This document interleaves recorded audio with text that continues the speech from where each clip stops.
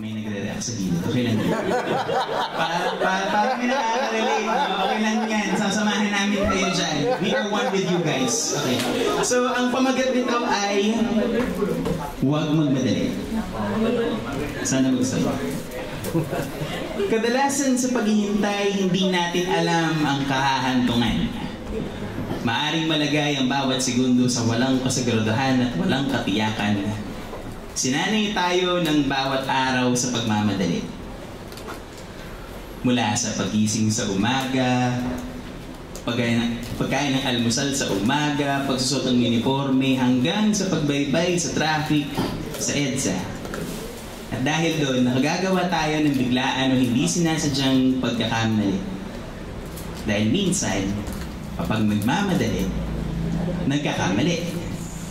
Pero sa pagkakataong yun, doon tayo hinuhulma at hinuhubog at minsan kailangan nating maranasan ng pagkalunod upang matutuhan natin kung papaano tayo bumangon mula sa pagkahulog.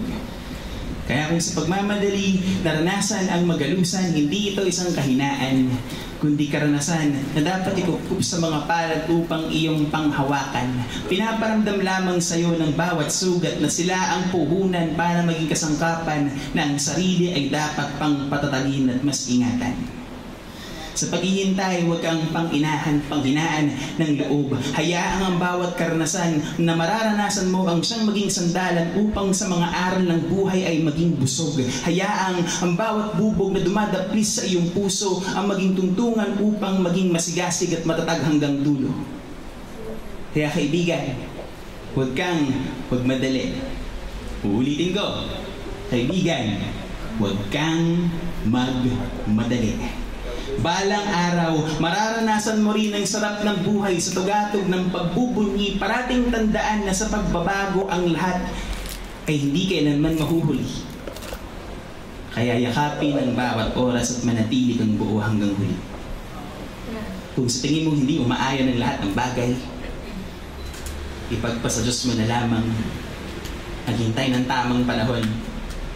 Huwag kang panghinaan loob. Nang sa gayon, maging tulay ka ng iba patungo sa pagluwagi.